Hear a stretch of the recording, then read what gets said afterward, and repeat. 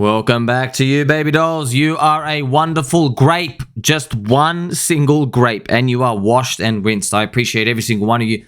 We have to do something together. We have to... That's right. Celebrate every green candle we get when we get them. Because it means new money is coming in. More people believe in the system. And they vote with their feet, they vote with their wallets, they come in and they say, yes, give me the dopamine, I want to join your community, what's going on here? And we tell them, not much, just the imaginary Ponzi money. This is such a beautiful, fantastic picture, by the way. There's orange juice, there's Peppy, so happy. The ratio of his feet and his hands, all great. Fluffy slippers. The slippers have eyes. I love you all, Pence. Look, outside money coming in is great. Metcalfe's law, we need more people coming in. Even Satoshi knew this. That's why he put the Bitcoin halvening in. If price wasn't that important, Satoshi would never put the Bitcoin halvening in.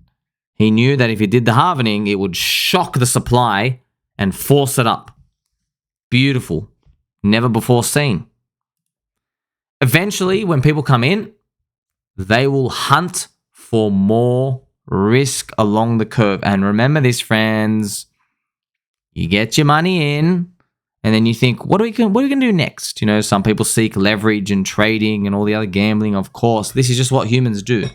We build. We have to keep building. We can't just sit still. We can't twiddle thumbs forever. As Bitcoin goes up, we move into Ethereum. Ethereum, there's alt layer 1s, there's layer 2s, mid-curve DeFi, social finance, all these other things, gaming, metaverse, JPEGs. They will then seek Ethereum. They seek Real DeFi, Pulse, PLSX, Hex. They will even indulge in Bug Eater DeFi, Chainlink, because they know the infrastructure is being built because it adds complexity to the systems that we are participating in.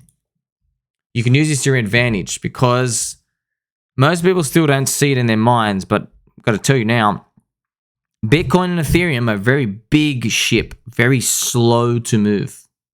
You want the fast little dinny as the bull market heats up. That's why I made a post here. I'm going to teach you right now. Okay, I've gone through this before, but I've made this in this nice picture, all right? Pulse and Hex are both great. I made this thread. Why I think Pulse outperforms Hex in the next 12 months. And if it doesn't work, all right, the next 12 months. Who cares? Good analogy here. Hex is like a church, a little building in the city. There's a church. You see this little Peppy praying? There's E-Hex and there's P-Hex. If you zoom in here, that's actually a little Richard Hart sign out the front. But Pulse Chain is the whole city. Hex is the church. Pulse Chain is the whole city. This is just like Bitcoin and Ethereum. Now, Ethereum City is not as large as Bitcoin, but it's growing. We know it's growing. Smart contracts, layer 1s. We know they're the future. They host stable coins. Think about it like this from this perspective. Swift were rumored to work with XRP back in 2017. It was a fake rumor. Swift, the bug eater guys, changed their mind. They go, wait a minute. We've now seen after all these years, the way of the future is not XRP's vision, which is they have their own centralized system and they get some stable coin mechanism where it buys XRP and it sells immediately.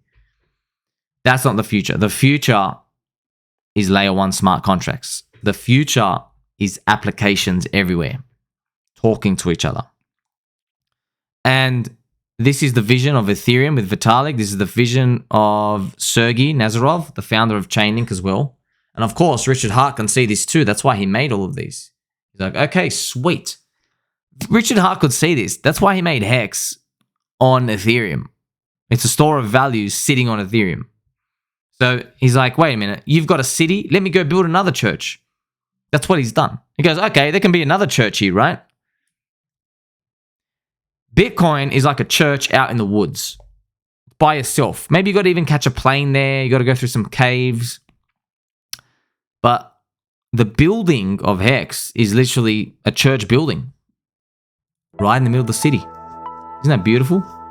Never thought about it that way, did you? It's so efficient. You don't need to go take a weekend off, go traveling, get your gumboots on. It's so fast, it's efficient. You get the Hex staking yield. There's no electricity costs. It's so efficient. But now Richard Hart said, you know what? We've been donating so much to the Ethereum city. Let's make our own city. That's where Pulse Chain comes in. That's what's been going on. But ETH BTC is still going to be the granddaddy. It's the New York type of approach versus Pulse Hex. There are people, though, this is a fascinating part. People are using Ethereum DeFi to get short against Ethereum. Think about that. They are on Ethereum system betting against it. This is the same as people who are getting welfare from a country, but they go to rallies saying, this country should burn to hell. I hate this country. I know in America, I've seen some politically charged photos out there of people just like hate America that much. I'm like, wait a minute. You're getting paid by the government and you're saying that? What are you doing? That's it. It's what happens. This is humans. Sometimes we're screwed. Layer 1 chains attract a wider diversity of people. If you're in Hex, you love Hex. You can't be in Hex and hate it. It's the same as in Bitcoin. You can't be half in, half out. So that's why I told you, when Bitcoin goes up, the money comes in. How's it going to float around? Where are people going to go? That's what we got to think about. When we conceptualize these, we eventually figure out, all right, you know, Hex and Pulse, it's fun to think the difference about the relationship between them, but they're probably going to carry higher upside than many other things out there that people consider safe. There are people still holding Bitcoin. They still don't get it. They still think, oh yeah, my Bitcoin's going to do a 14x. I hope it does. Okay, we know it's not in the immediate cycle. And I really hope it does, but come on, man. You know, you got to align yourself with the odds. So even if Bitcoin does a 14x, are you going to touch anything at 100K? You have to. You literally have to. You're going to watch it and just literally do nothing. What if it goes from 100K back down to 60? Are you going to sit there? Or are you going to think, oh, crap, maybe I've got to take a bit out? You know, it's very important to think about. If you're in Pulse Chain or Ethereum, for example, interesting. You don't have to love them. You don't have to love Ethereum to use it. You don't have to love Pulse Chain to use it. You can be there for memes, gambling, social finance, money markets. You can even hold a portfolio of 99% wrapped Bitcoin and only 1% Ethereum. You can be in that ratio from within Ethereum City. You can actually be a hater on there, but it's so useful. But naturally, it makes sense that as a bull market heats up, the layer 1 chain is a risk-on sentiment. That's why I have this chart here of Pulse versus Ethereum. It's not a guarantee, okay? I've just drawn an arrow going up. I mean, you hope it goes up. That's what you want to do. You want to. This, by the way, just recovers back to where it started, so it's not even any premium. If it does a 6x from here, it hasn't done anything. It's just where it's launched. So it's not a guarantee, and we can all go to zero tomorrow. Most people, though, this is the crux. Most people are still going to fumble the bag. They're still going to fumble the bag. Even though it's undervalued, it's going to be EHEX and PX story all over again. People say, hey, nothing's changed. We're still in there. But if people see red candles, man, they just can't wait to get rid of them. So you just got to be careful, man. You really got to be careful. Now, I wrote this point out here because I really want you to be careful, friends. Like, I don't care about this trade. I don't care about anything else. So I'm honestly, that's why you like, subscribe, belly button, all. You give me respect. I'm here to give you respect. I'm just promise you. I made a long post talking about why I think Pulse will outperform Hex. I've told you I've made a portfolio update. I am biased. Everyone is biased. Bears are biased. Bitcoin people are biased. Ethereum people are biased. People who are overweight Hex are biased. People who are underweight Chainlink versus Quant sisters are biased. Everybody has a bias, and we reflect that in our portfolio. But on average, when you hear somebody else talk, they are talking their book. All right? Including me. I've even told you, I'm like, look, clearly I'm talking the book because I believe in it. I'm doing it. Just like I said, yes, I think EHEX is undervalued. I was talking the book. Everybody's talking the book. Everyone is. You got a thesis. You want to make money. You want your number to go up. Don't forget that. So even though I was saying for 5 months, I was saying, you know, I think Pulse Chain is more like Ethereum. Hex is like Pulse. Hex is like Bitcoin, etc. Doesn't matter. Assume everybody else is talking their book. That's how you're going to make it through. Because there are a lot of pitfalls out there, man. There are a lot. Like, look at this. Look, just got to remind you again. there's so many things to be grateful for that we found a strong core community, undervalued, hated, so much upside. You can do these, friends. I know Chainlink felt the same way, Hex, Pulse Chain, whatever it is you're in, you got to think about this, okay? Gentle reminder, fake DeFi Uniswap has butchered fake governance uni holders, the token, by dumping $43 million worth and got caught bang. Remember, Uniswap started off as real DeFi. It's now morphing into fake DeFi. Sad times. It's important example. Soy Boy founders turn their backs on token holders. Translation. Even though in your mind you believe the path of least resistance is for the founder and the leader to make the most amount of money for everyone, you can't be guaranteed that's going to work out. Learn from Uniswap. They don't care. They still dumped.